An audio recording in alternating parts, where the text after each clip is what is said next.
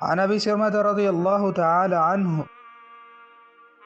عن رسول اللہ صلی اللہ علیہ وسلم قال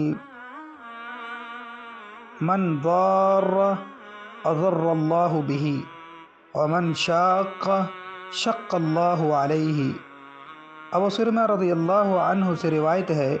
رسول اللہ صلی اللہ علیہ وآلہ وسلم نے فرمایا، جو کسی کو نقصان پہنچائے گا